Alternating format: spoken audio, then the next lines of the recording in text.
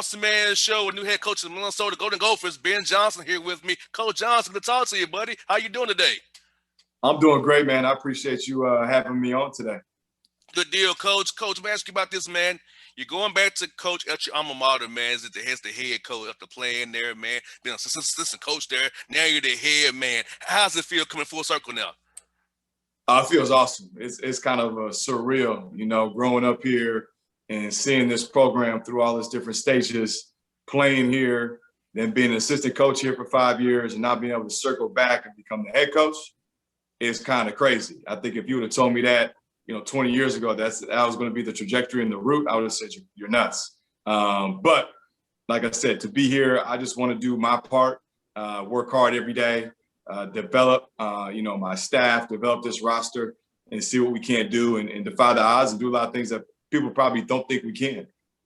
And Coach, I'm asking you this, man, during your playing career, at what point did you say to yourself that you want to get into coaching and become a head coach eventually? I know I always love to know, when was that point for you to say, hey, this is my path. I want to become a head coach eventually here after playing all these years? Honestly, it was probably in high school, believe it or not. I just found a passion for the game. I had great teachers and mentors in high school that kind of showed me what culture was all about. And it really kind of drew me into the love of the game just beyond playing, whether that was X and O's, recruiting, developing relationships. And I knew it was a way to stay around the game. I didn't know how long I'd be able to play or how far it would carry me, but you always know if you're in coaching, you're going to be able to still compete. And that was my biggest thing, is I'm still able to find every day a way to compete, which in life can be hard. And not only compete, but compete doing something I have a lot of passion for and developing young men, which I have a lot of passion for. So it really worked out. And like I said, I've had friends that I grew up with that were kind of coaches, and we all pushed each other and kind of navigated the waters, and it just fell into place, man. I'm curious, it's Coach Johnson. How did you prepare to become a head coach? I know when I was a co-host, I was always preparing to be a host of a show. I got my own show, how to do my own show. So how did you prepare to become a head coach when you was assistant coaches with all these different guys you worked for over the years? I'm sure it was a lot like you. You're just always paying attention to the people that was around you. So when I was a player, it was always paying attention to the coaches and everything they did, whether it was timeouts, huddles, team meetings, practice. You're always trying to how do they move? How do they move in that area? Take mental notes. And then as I got into coaching as a GA, even though I was at the low man on the totem pole, it was always coming at it in my mind from an assistant coach's point of view. So I was always trying to pick their brain. How do they operate? How do they move? What made them a good assistant coach? Taking those mental notes. Then when I became an assistant coach, as I've got further down the line, it was like, okay, let me pay attention to the head coach. How was he in press conferences? How was he with donors, boosters? How was he with recruiting? When we brought kids on campus, how did he move in that space? And I was fortunate enough to be around a lot of good people. So my mental reps and my notes were pretty good. And it was just always thinking kind of for the job that you wanted and putting yourself in those shoes. And it wasn't any disrespect to the job I currently had or position I currently held, because I did a good job at that as best as I could. But it was always trying to put myself and think like my next move. So think like a head coach. And really for probably the past 5 years, I've been really fortunate in everything I've done to mentally be in that space, so that now it's not as big of an adjustment, because it's something I've been doing for like I said, the last 5 years.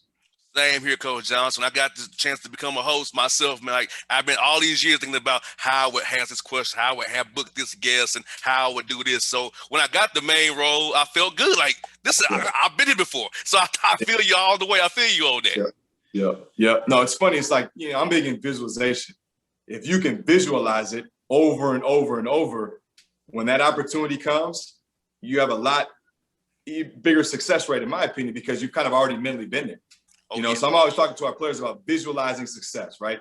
Visualizing the made free throw, visualizing the winning, jump shot, visualizing success, so that when it happens, you're not caught in that, oh, here we go moment. It's like, it's just natural. You flow through it because mentally you've already put yourself there and you've seen it work.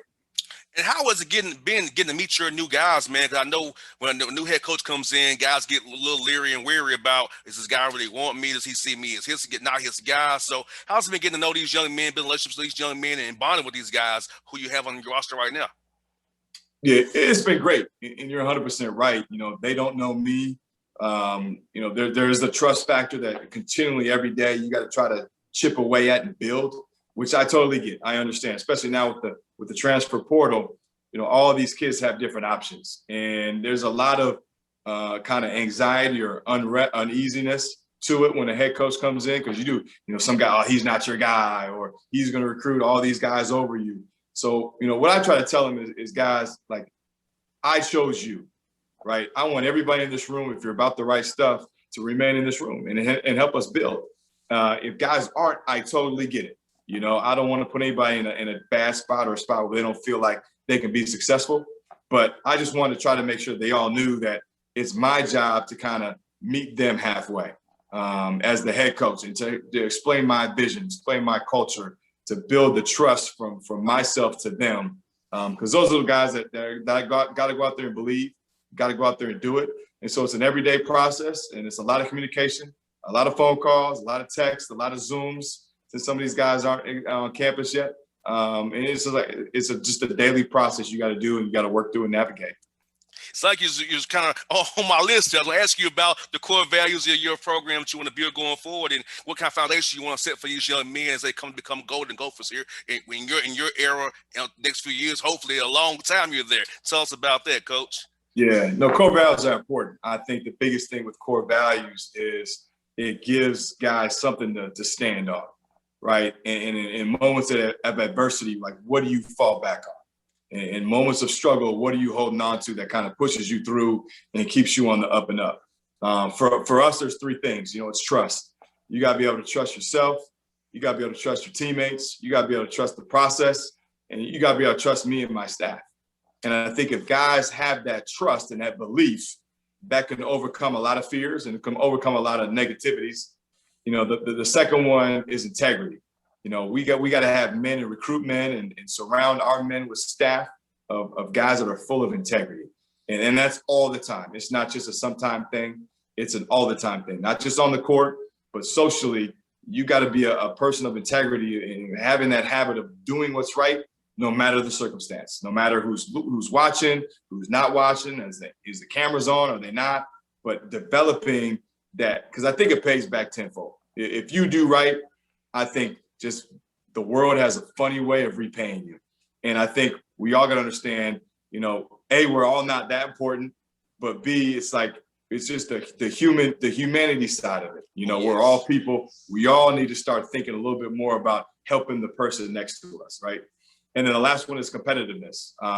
We've got to embody that fight, that competitive spirit in everything we do, and make that a habit. Because I think life is a competition. I don't care what line of work you're in. As you know, you get older, it's like that competition heats up. And if you get a family, that competition becomes real. And all of a sudden that family, you start having kids. Well, now it's really real and it's game on. And we got to be able to help these guys mold their mindset to attacking each day and doing that through the good and the bad. Because we'd all love it to be, sunshine and roses all the time, but we know that's not reality. So teaching these guys how to battle through and push through, negativity or push through failures, and know that that's okay, but be able to recover, because life keeps coming. And if these guys aren't used to being able to, falling down and picking themselves back up, life could be tough. And I want to prepare them as much as possible for all those challenges that might come their way.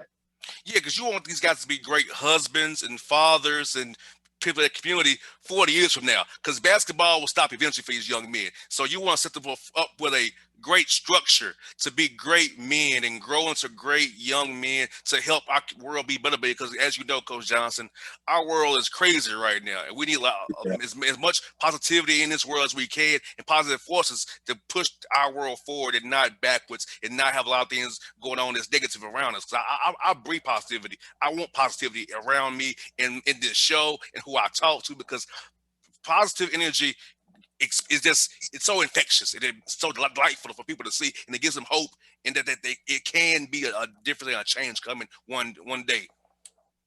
No question. I think you hit it on the head. It's contagious. I think, one little positive person or positive experience can impact, and also now you got a ripple effect, and hopefully you can bring people in and create that positive energy. And I think it's really easy to be negative. I think that's the cop out. That's the easy way to be. That's the easy way to go about things. I think it's a lot mentally tougher. And you got to be a strong person to flip things and make it a positive. And I just love being around that type of energy because I think that's what produces success. You know, obviously we just got to learn how to navigate through the negative, but the more we can, with our mind, flip it and in any type of situation, be able to look at it from a different angle and more of a positive angle and push through, I think that's when magic can really happen. And Coach, in Minneapolis, being where you're at, you're in a great spot to recruit a deep base in the Midwest. Tell us about your plans there, how you're going to attack the Midwest there and get guys, and national as well, because Minnesota's a national brand. It's an easy flight from Atlanta, of course, up to Minneapolis. Yep. So, Cass in Georgia, you may want to take a look up there. Coach Johnson, please, to take a look at him. So, yeah, Coach, tell us about your plans in that regard, man. Well, it's funny. We actually had, Nate Mason on our team when I coached here. I was from Georgia. I worked at Xavier before I was here, and I don't know if you know Jonas Hayes, yep. But Jonas Hayes is an Atlanta dude. I mean, he's so Atlanta, so Georgia. It's unbelievable. So I know there's great players. We had DeJuan Odom on our team, so there's great players across the country. Now, obviously, if we have a hot year in state, we want to try and keep those good in-state players home if we can. But if not, we're going to take our brand across the country. I don't want to limit where we're going to recruit and who we're going to recruit, as long as they're the right type of character kids that fit our system, fit our school, and fit our program. I think that's the exciting part about building is you can kind of mold a team early into the identity and the culture that you want. But with that comes a lot of, pressure in terms of you don't want to make mistakes, especially early. You want to fill that water glass with the right type of people, with the right culture that have the right values, because then you can really you lay that good foundation based off that. I think it takes off. So we're gonna do a great job of not only in state but nationally, just finding the right guys that fit our system and fit how we want to play. Coach Johnson, thank you for your time today, buddy. Hope to do this again with you real soon. If you come down here to recruit, man, look me up, man. Hope to bring you in studio down here, man. Get some Waffle House and some good spawn divots around here. Whatever you like, Coach, I got you, man. I'm the food connoisseur of Atlanta, man. Jonas ain't got nothing on me, man. He ain't got nothing on me, Coach. I appreciate it, man. Thanks a lot for having me on. Coach, be good. Talk to you real soon, brother. Be safe now. You too. Thanks, man. See you now. All right, see you.